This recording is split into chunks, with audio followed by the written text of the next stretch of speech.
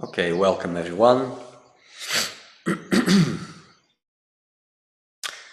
So just a reminder that we use WhatsApp as a means of communication. If you have questions, you can send them directly to me. The number appears on the comments.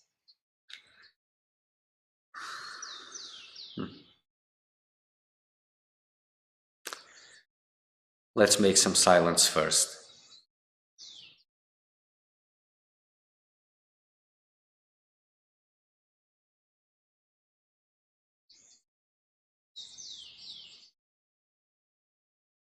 Nothing. No subject is important enough to entertain, to give attention to.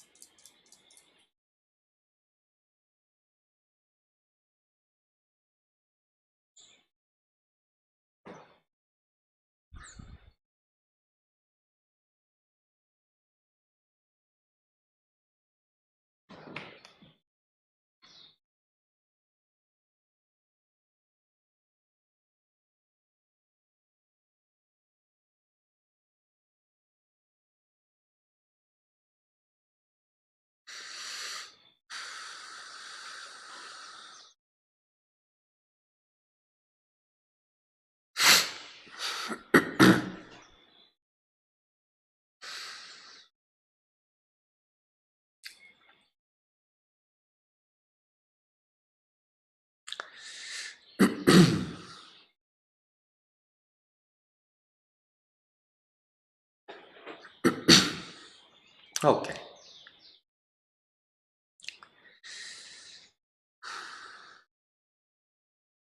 Being wise is a very difficult level to attain, not guaranteed to everybody.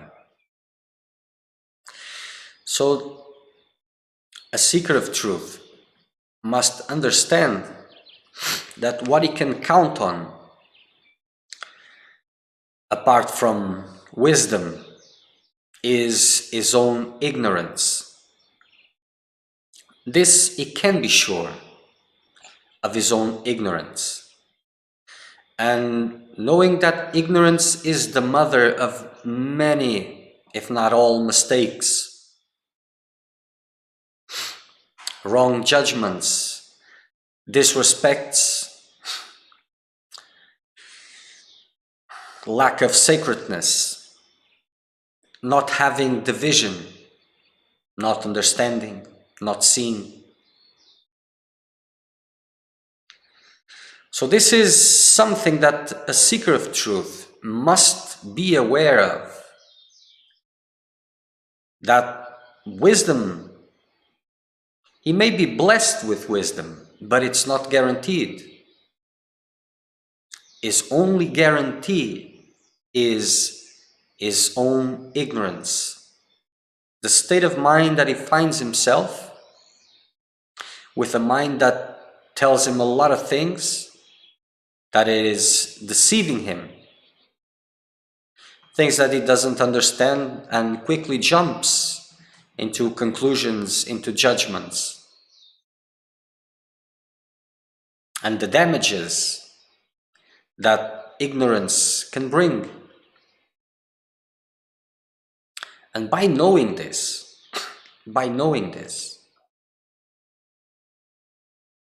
he can in a way ensure that his own ignorance makes him, prevents him from doing harm to himself and others, and especially to his spiritual quest. Because holding on to that, he will work tirelessly, he will abstain from quick judgments, he will work his humility,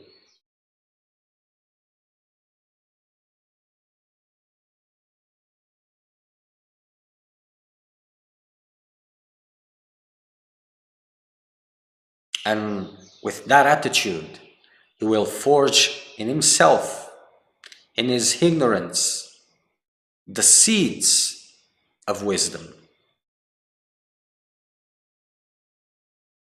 By always keeping this in mind, he will not give space for an uncontrolled ego to move around, to destroy whatever beautiful flowers he is trying to plant.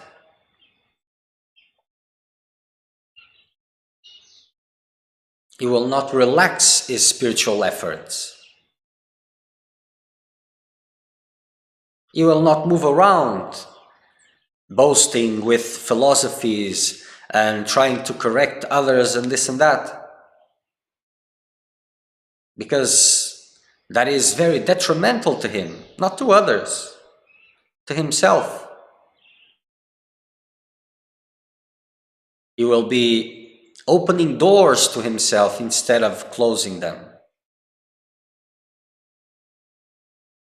So being aware of one's ignorance is something very important, because when the impulses come to do this or that, to speak this, to answer that,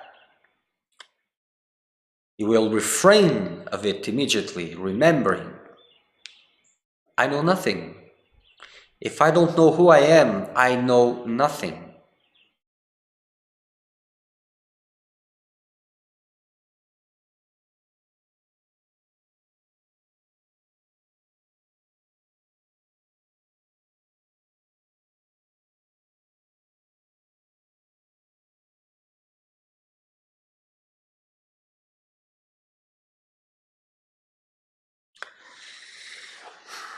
Time doesn't reward the distracted ones. It rewards those who are focused. Everything there around you is there to distract you, to stimulate and take advantage of your ignorance.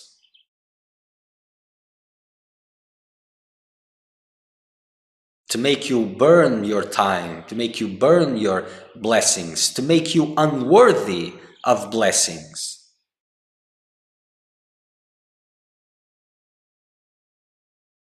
And if you're distracted,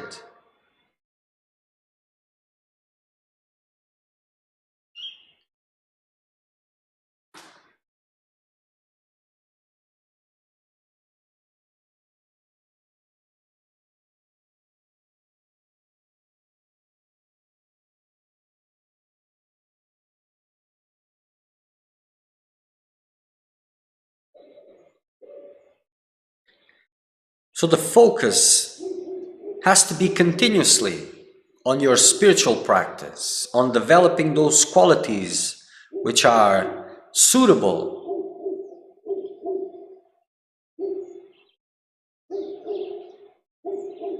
and refraining from everything else, reducing, cutting, taking importance.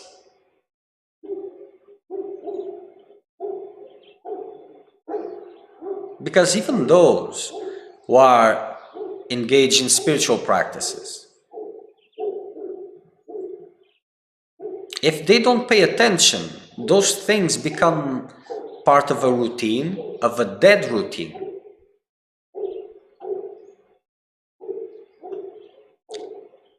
And very fast, the rest, the daily nothings from normal life, from worldly life, they start regaining importance, slowly. And spiritual practice comes into automatic.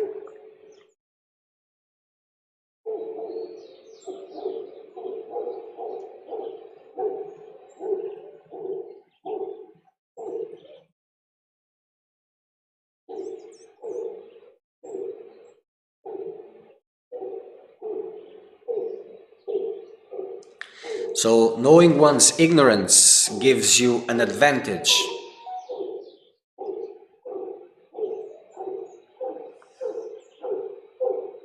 If you don't know, if you think you know something, if you are intoxicated with exquisite philosophy, you might start just blabbering around. And by doing so, you get farther and farther away from those conditions that are suitable for the wisdom to reveal itself.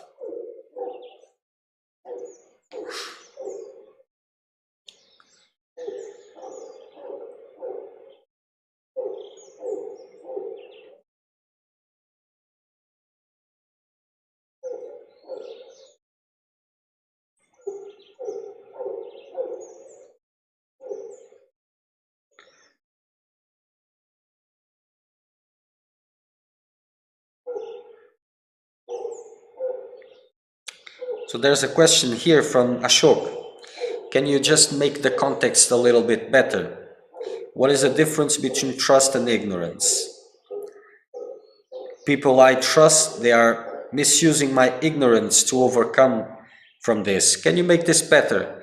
But surely they are not misusing your ignorance. They're exercising their own ignorance. It is different. And trust should be only in the divine, only. In your master, in your guru, whatever.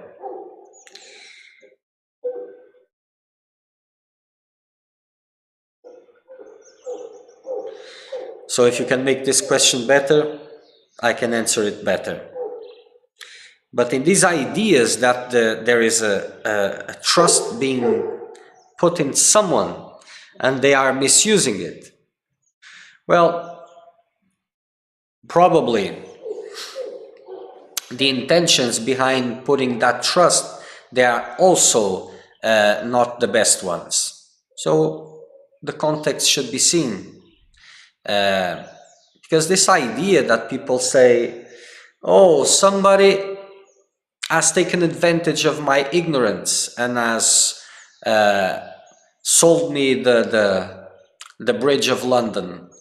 Well, if you didn't have that desire to have that thing that obviously cannot belong to someone, maybe, well, you will have fall for that. So in relationships, taking advantage is part of human mundane relationships. And it is very difficult to be beyond this. So the one who appears to be victimized, he was after something also, and his intentions were not that pure. So much more important than finding the ones who are abusing, finding the needs that we have behind all these trusts that are given, removing these needs, developing self-sufficiency, not depending on anyone but the divine. That is what is needed.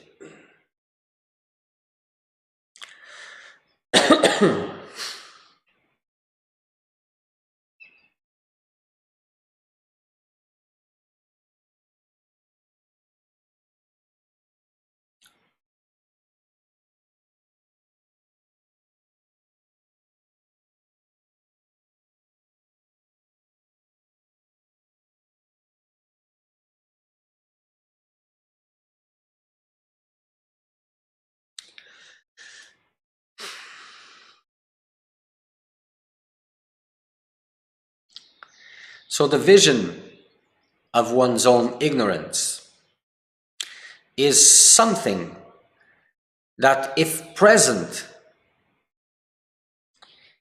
and maintained present, can help you to focus a lot. Because a lot of the things, a majority of things that you lose yourself, it is because you're not present there. You see, illusion cannot maintain, ignorance cannot develop if you're really paying attention. And if you're paying attention in yourself, in the motivations behind what appears to be your actions, the more you look, the more they will fall down. You will not be able to finish that would just seem to be happening automatically. You will not be able to execute. It falls down because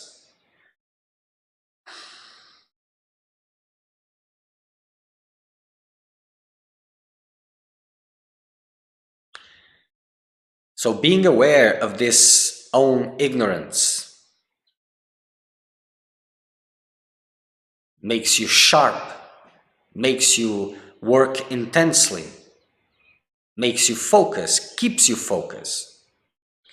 And you will not allow that which is an exercise of your ignorance. And with every look at what appears to be happening, it will turn you back into silence.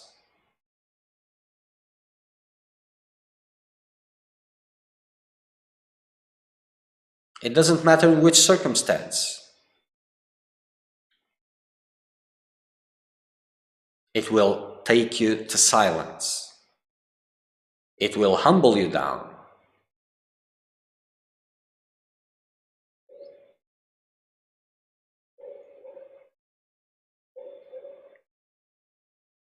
Danger comes when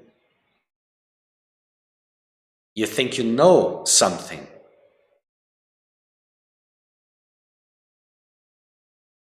And the more you speak, the worse it is.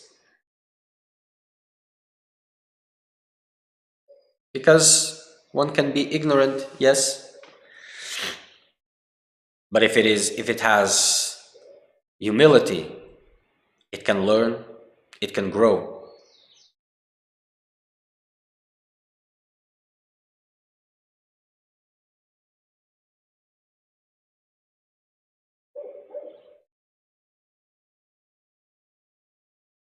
So the humble gets ready for wisdom, for spiritual growth.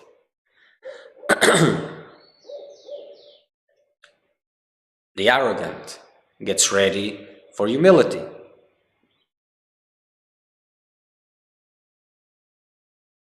So it's a longer journey.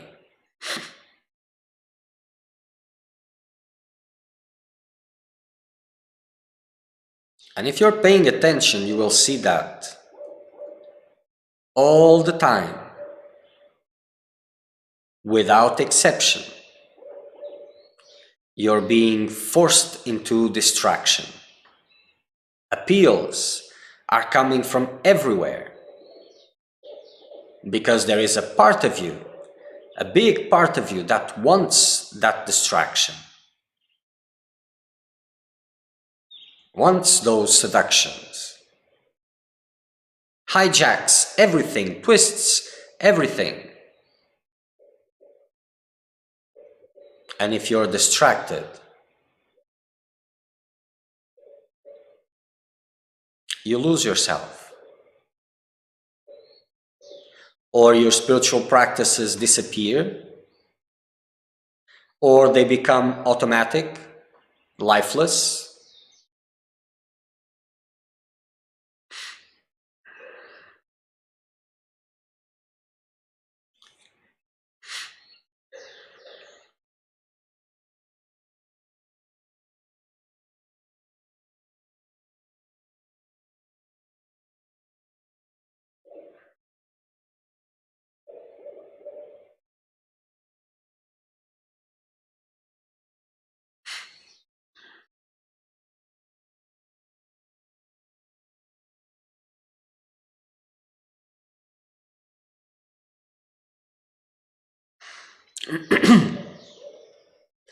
So, Sriram, how to meditate?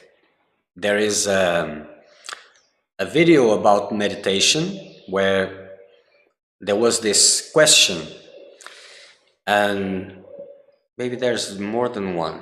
Tem mais naquela série, não tem? Okay, so I will ask to put here the link on the comments, a video about meditation, where I taught a meditation technique, not the meditation, but just a meditation technique. That? Okay, but it has to be made later because it's on Instagram. I don't understand much about these things, but they will post it here eventually. Okay. And if you go to the YouTube channel, there is a series of 14 videos, which is Igniting the Sacred Fires. And there is a video about meditation also. But more important than how to meditate is the whys. Why are you wanting to meditate? And as the answers seem very simple and clear, majority of the time they are not that simple and clear.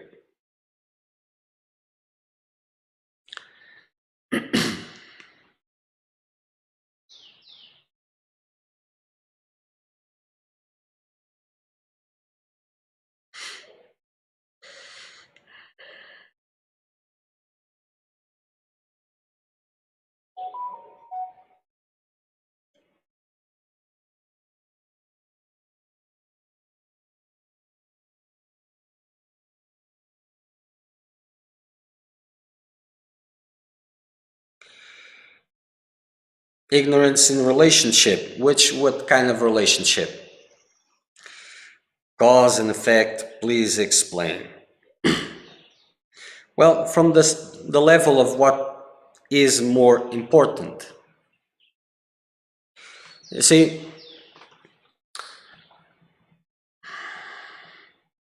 especially where these spiritual traditions of meditation and all this,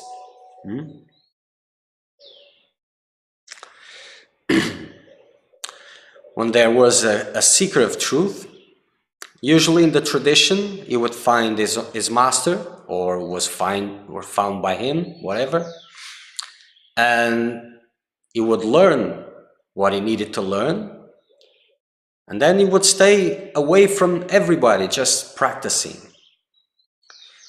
So when you are in intense practice, all relationships except the one with the divine or with the master, it is the same. They are a difficulty, and they can be a way to complicate your work, because as you intensify your practices,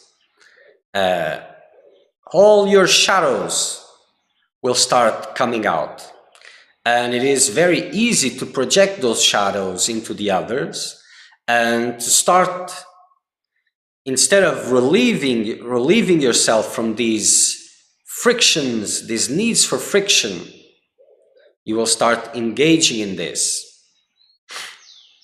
And this will create more situations that will make you even more distracted.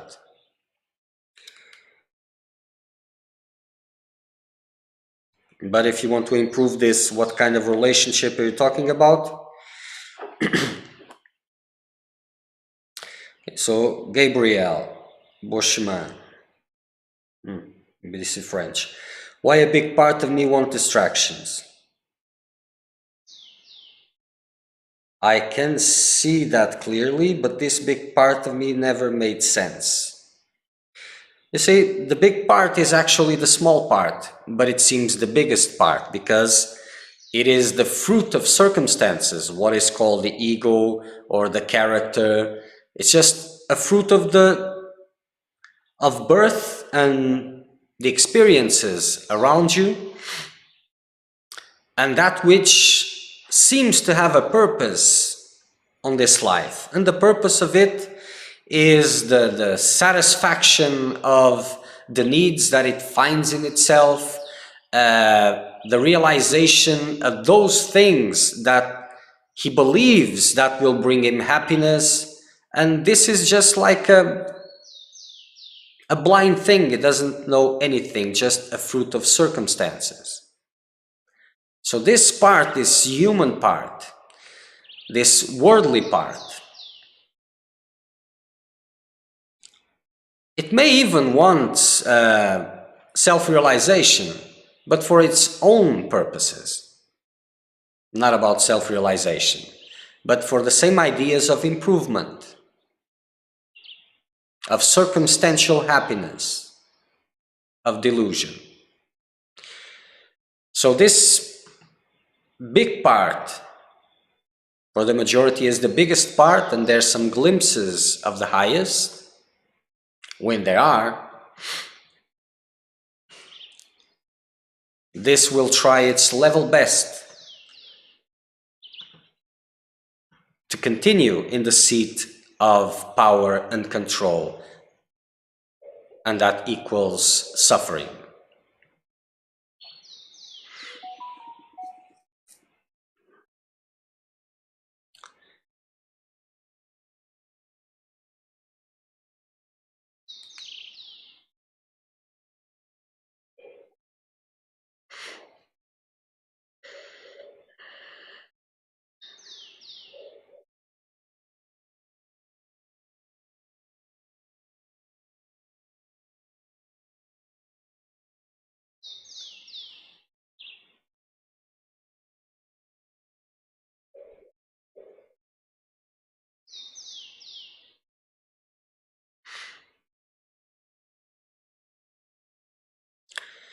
So digging deep into consciousness sometimes leads to profound peace.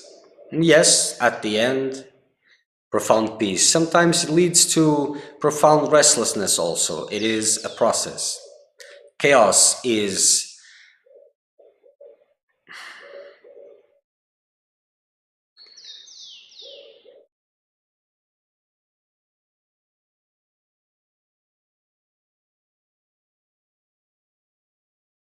maybe that's a big sentence, but it is true. Self-owned, self-maintained, self-created. And as you move to deepen, you will go through the barriers of your own chaos, of your own suffering and misery. So in that process of digging deep using your words, you will find peace sometimes. Other times you will find terror, intense restlessness, pain, misery, fears. And you have to continue to dig deeper and deeper, because more peace will come after that. And more chaos, and then more peace, and more chaos, and then more peace, and more chaos, until there's no more chaos there.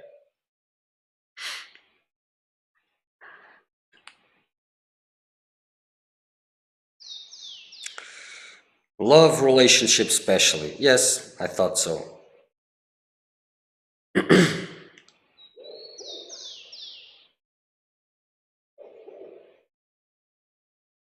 So what is the difference of trust and ignorance in the love relationship?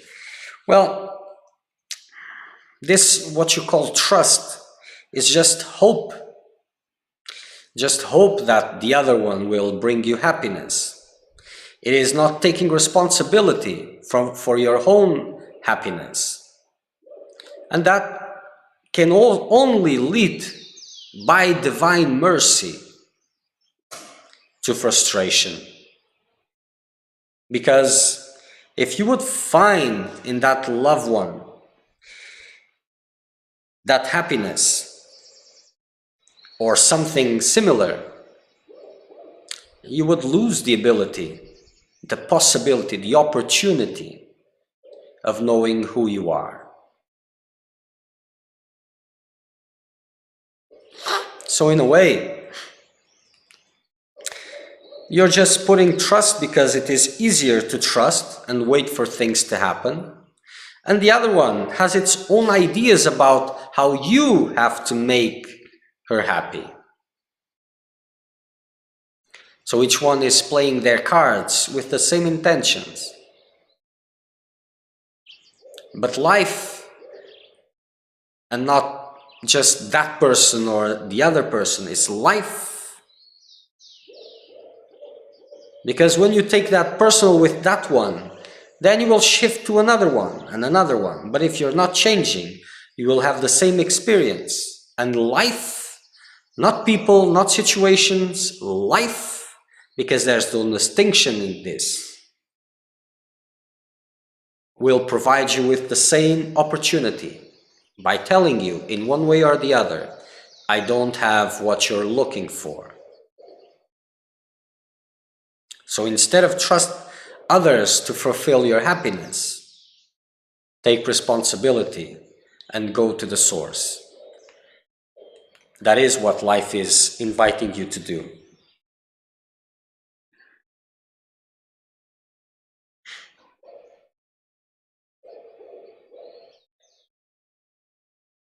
And these relationships, this is complicated, because for the seeker of truth, and I always have to make this distinction because there's a lot of confusions into this subject. But the seeker of truth, who is in intense spiritual practice, is changing, constantly changing. His energy is changing. His vision, he is changing completely. This character is changing. That relationship is something that it's how do you say this in English?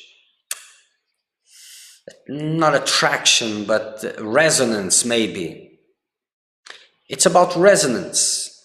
And when one changes too much and the other one doesn't follow, they stop having this resonance. Then confusion starts, because this confusion, these fightings and whatever, it is a way to establish that harmony that was present before.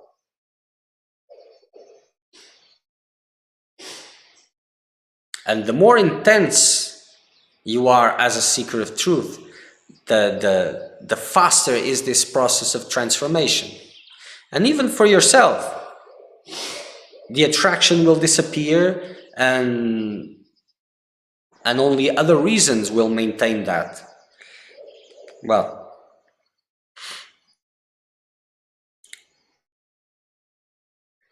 so first things first.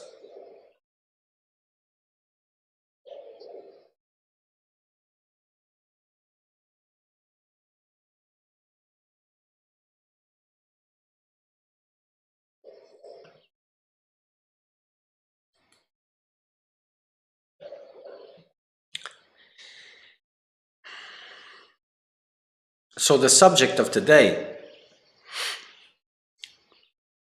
was about being aware of own ignorance.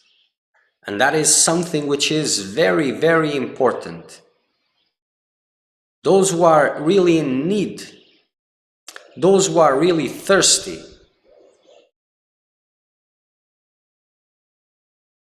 they have the spirit to endure, to continue. Those who are full of themselves, deluded, intoxicated,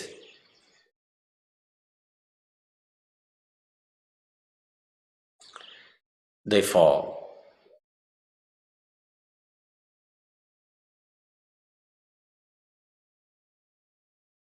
And usually they fall without even knowing they are falling.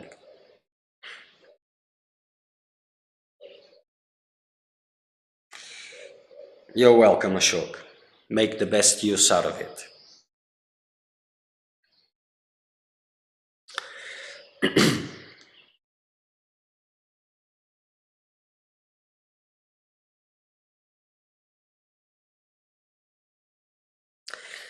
There was a question into a post.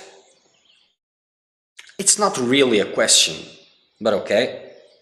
And it comes in handy with today's subject.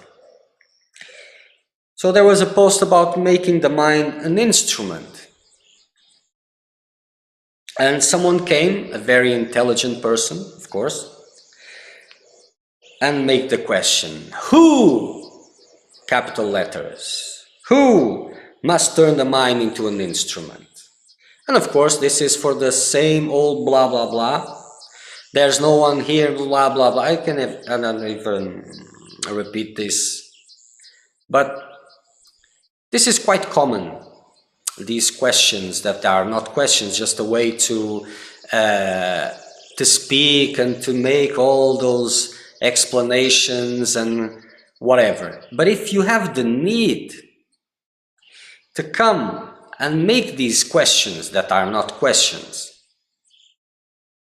that means that you're very, very far away from this philosophy. Non-dual teachings, the ones who are really, really immersed in this. Non-duality is not a philosophy, number one. It is a state of, it is a realization. It is a vibration. You can study it no matter how long, but it is not a philosophy. It is the result of work, of commitment.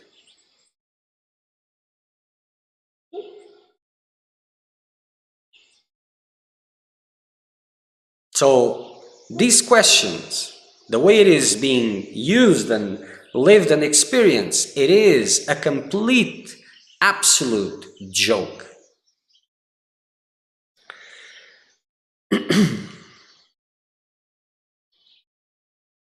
The ones who are really living this, and I'm not speaking about the self-realization, not that yet.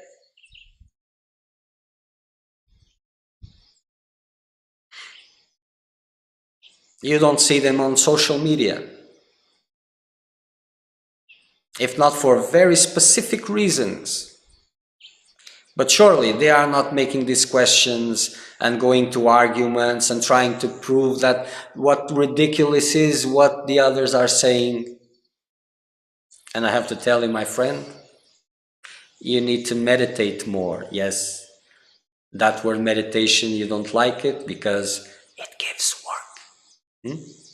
It's easier just to make these comments and pretend that you are at that height, but that is what is needed. And who is the one who is going to meditate or doing these practices? It is the same one that was looking around in the internet for something, that was in front of a teaching that in some way disturbed, that was compelled to make that question because it wants an opportunity to explain all his philosophy understanding so that he can feel better with himself. That is the one who has to turn the mind into an instrument.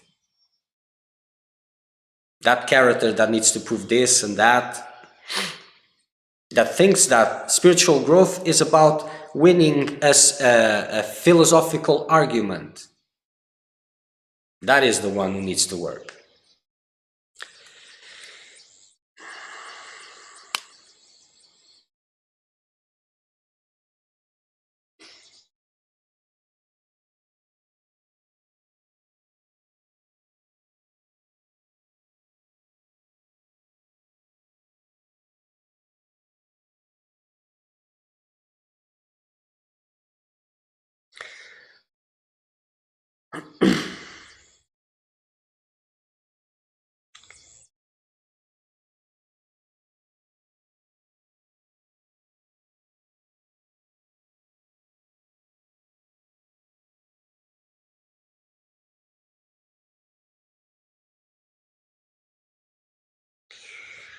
Okay, so my friend, now Portuguese.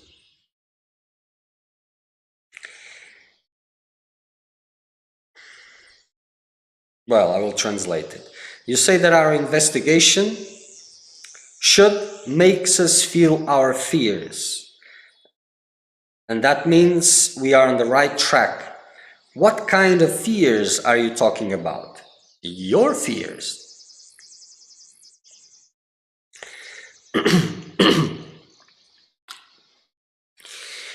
You see, the character subsides in a certain level of, how you say this, of balance. A balance, the fears, between the fears that promise complete annihilation and the dreams, his hopes, expectations that promise the highest realizations. And there's a balance there, more or less in between, a very fragile one, that makes the world of that character have meaning, purpose, and maintains it in a way. And that character depends on everything which is there present. From the best to the worst, everything which is there is precious. So whenever you start intensifying your spiritual practices, and the quest is serious, you'll be facing, even to intensify meditation, you cannot be meditating and investing in other things at the same time. Some things have to be put aside. Conflicts will come, a lot of things will come that will question all your attachments, your beliefs, and by doing it, fears will arise. Different levels of fears.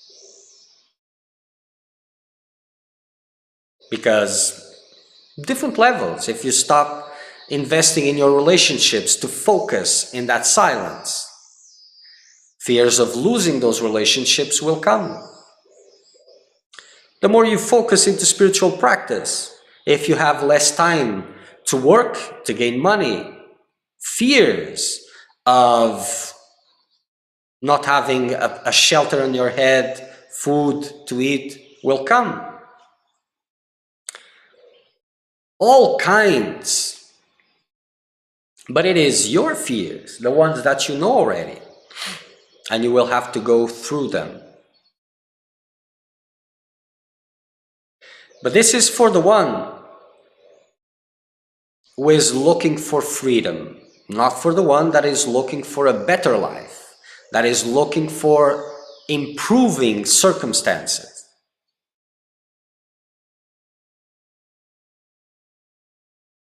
Because if he is looking for circumstances, he will be going around fears, still creating circumstances that do not allow him to experience those fears. But if he is a seeker of truth, he will go through those fears, because whenever those fears come, he collapses.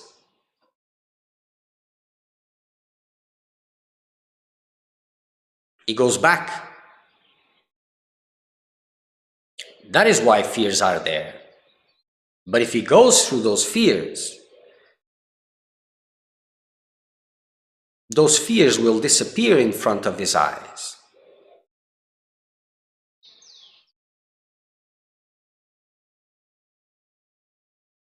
And his personal power will increase, because he will not be in the power of those delusions. Because fear is not really, it just depends on your belief. That's all.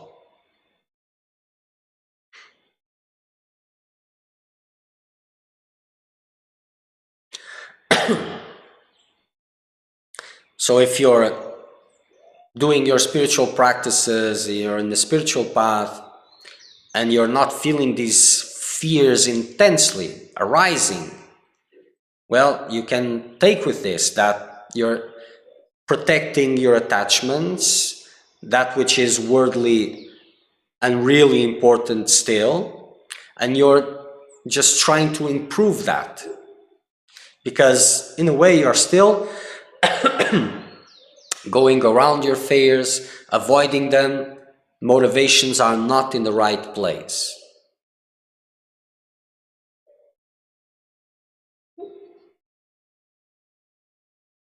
And if there's a potential for a seeker of truth, then by knowing this, by seeing that nothing is happening, I'm not experiencing these fears, then you can do something about it and bring chaos into life and make it real.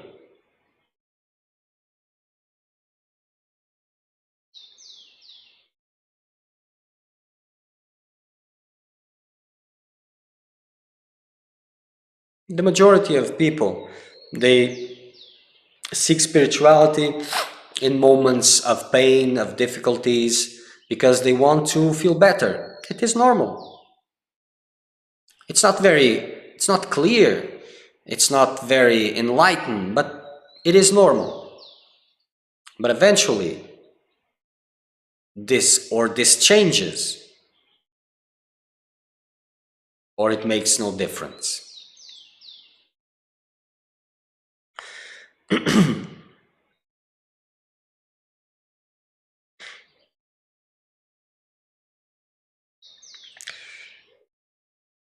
It means that if no fear appears, we are on the wrong path. You are on the same path. That means that if these fears are not arising,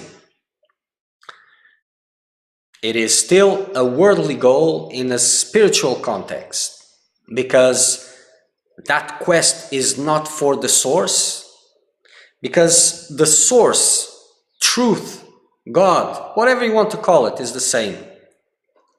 It is the end goal. And for those who are not for the end goal. Not for the end goal. For those who are still maintaining their delusions, they look at self-realization, source, God, not as an end in itself, but as a means for the happiness of that character, for the improvement of the circumstances, because they still believe that happiness is circumstantial, despite all the philosophies that they have.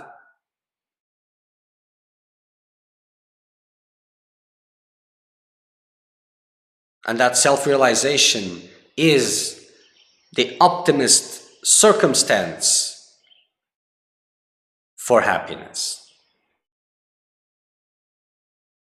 So they are not removing the layers of the onion. They are improving them, changing them, replacing them. They are not emptying the cup, they are replacing what's in the cup.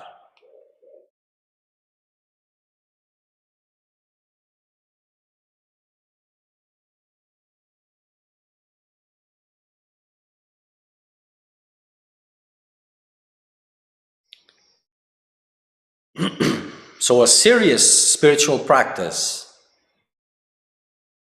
his mark is these fears arising, situations that come, that for you to continue your path, you will have to overcome certain fears. And when one is over, another one will come. You will enjoy some peace in the middle, but another one will come and another one will come. And the more intense you are, the faster this goes.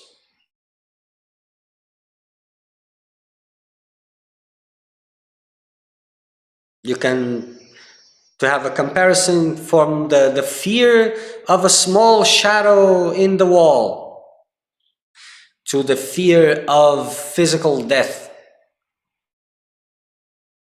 whatever is there in between, if it has a power over you, it will have to come and you have to be overcome. All attachments, everything will come to you for you to let go. If this is not happening, then you're in automatic mode. Character has hijacked that quest and it's just using it for what is called self-perfection, self-knowledge, which is a very interesting thing. And today is a very common term for self-knowledge, and it is applied to the characteristics of the body-mind complex, and that has nothing to do with self-knowledge. So you're still in that road, protecting your attachments and trying to improve what you already have, not emptying, but replacing what's in the cup and filling it more.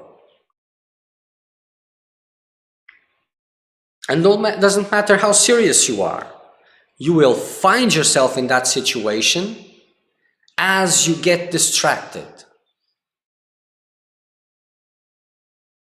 Because a big part of you wants that.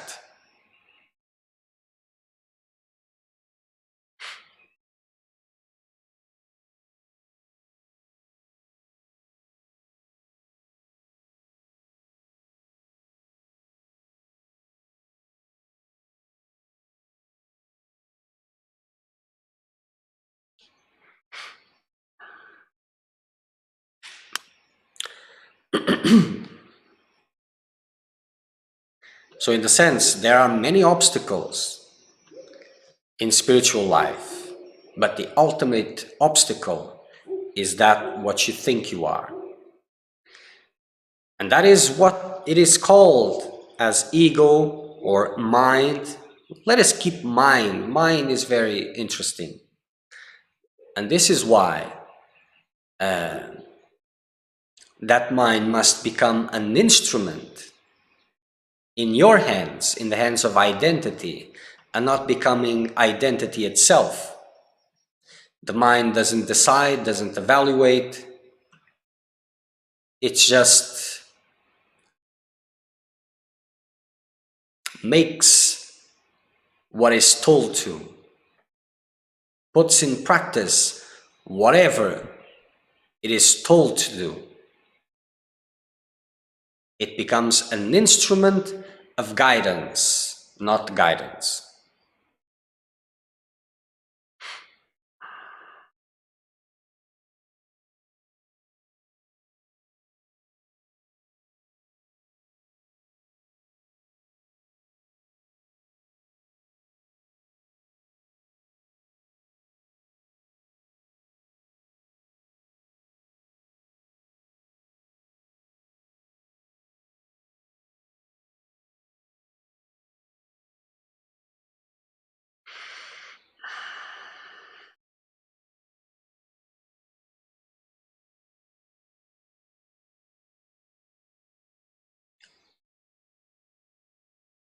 Okay.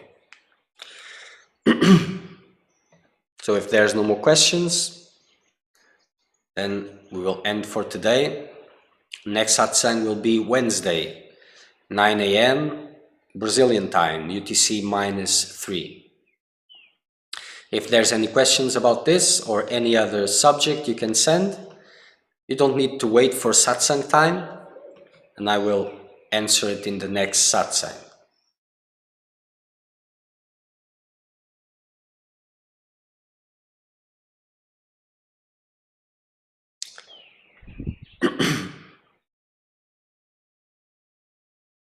When guidance is not directly present in your life,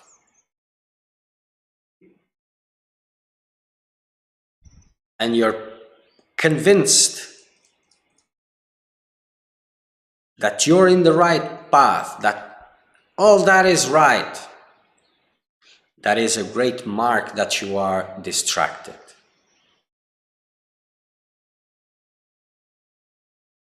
And the goal of the seeker of truth, the one who knows that he doesn't know, is not to find the right path, but to find guidance and the strength to abide to it.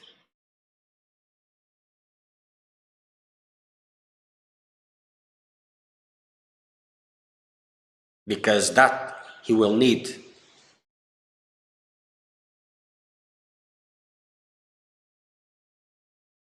Because when guidance comes, it will explode you from within. If it's not, then it's just more of the same.